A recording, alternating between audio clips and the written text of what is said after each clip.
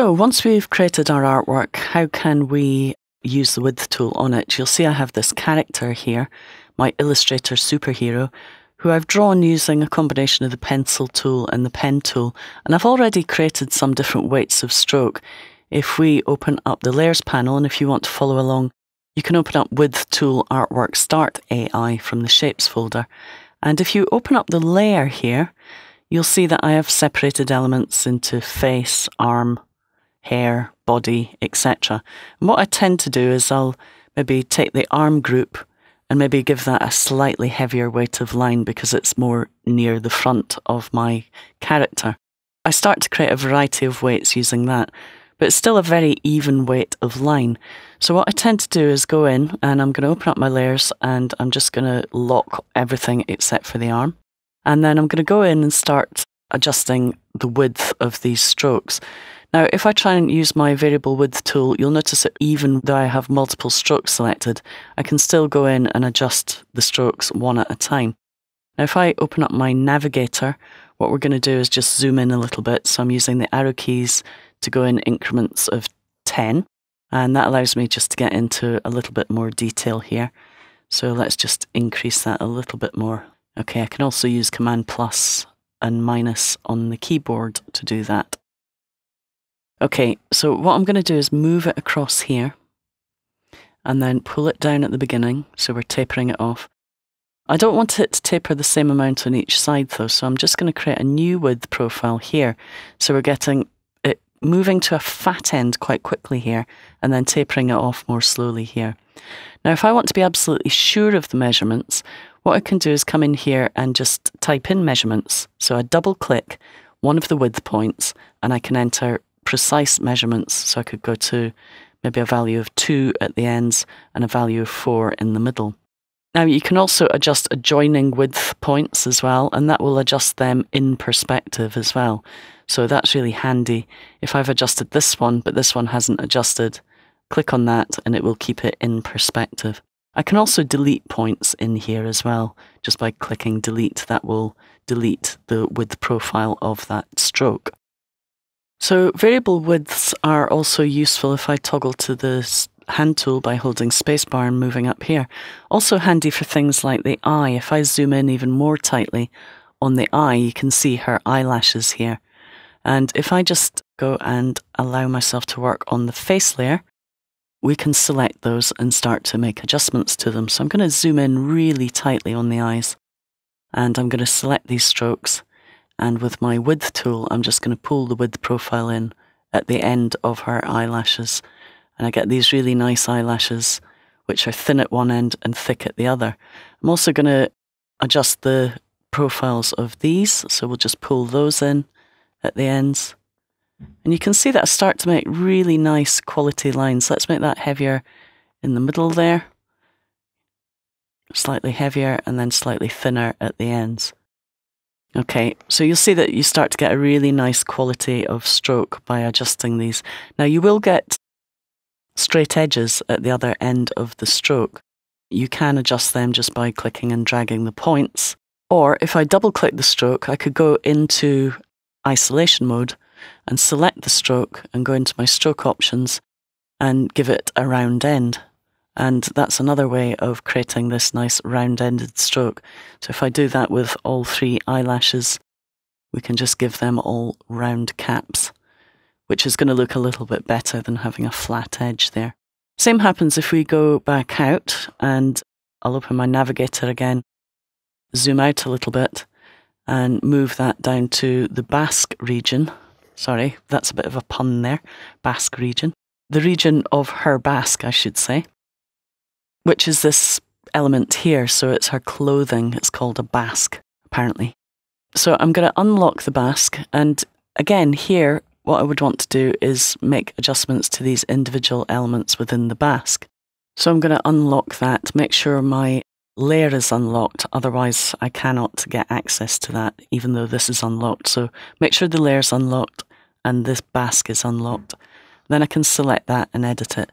Again, it becomes tricky to work with multiple selections like this when you're working in groups. So I double click to go into isolation mode, and that allows me to select individual lines. Now again, I can give them variable widths by choosing the width tool and just fattening them at the top. Now it can be a bit tricky to do that, so let's just zoom in a little bit, see what's happening here, and I'm just going to move that across. Now you'll notice because that anchor point is kind of on a curve, that the width is actually going down the length of the stroke, and this can happen sometimes if you apply a variable width to a curve. So what I tend to do there is I select the tool and just take out that curve, and by removing the curve, when we go back and adjust the width, it's much easier to have it behave as we would expect. Now unfortunately I don't think there's any way of being able to adjust the angle of that. I'd love to be able to pick that up and drag it just up a little bit. But as far as I'm aware, and correct me if I'm wrong, you can email me via my website at angietaylor.co.uk.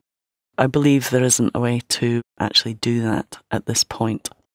Now, if I want to delete that one, I can delete that one, and I have this nice variable width stroke. Again, if I want to, I could put a round cap on that or extend the cap using a projected cap. Now, a couple of little things to show you. Let's zoom out again. So I'm going to use Command- on the keyboard to zoom out. And we're going to have a look at this area here of the boot. And you'll notice that I have some lines here I want to extend. I only want to extend them in one direction. So let's just come out of isolation mode. So I'm going to exit isolation mode. And this time, we'll have a look at these lines down here. If I want to make this thicker at one end and thinner at the other, I don't really want to extend the width on both sides. And if I just use the width tool as it is, let me just unlock that so we can actually work on it. So I'm going to select it by holding down the Command key. Let's zoom in on it so we can see it a little bit more clearly. Now, first of all, there's an angle there again. You can see that handle creating a curve. So if I select the width tool and click and drag on it, first of all, it's kind of going in the wrong direction because of the curve. Now I can hold down my modifier and select the selection tool and adjust the curve, but that's adjusting the shape of the path.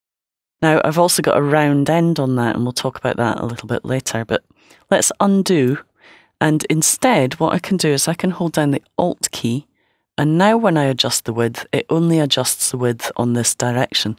So I'm not extending it outside the shape that I already have. So holding down the Alt key will allow you to create a variable width, but maintaining one edge of your stroke. So that way I can now select this one and just adjust the width here, again holding down the Alt key, and we'll adjust the width up here. And you'll see now that because we've adjusted the width on a specific side, we've kind of disguised the fact that we have a problem with the edge here. And of course, if you wanted to, you could select that stroke and just remove the round cap from the end of that. So holding down Alt will allow you to adjust the stroke either on the inside or the outside of the path.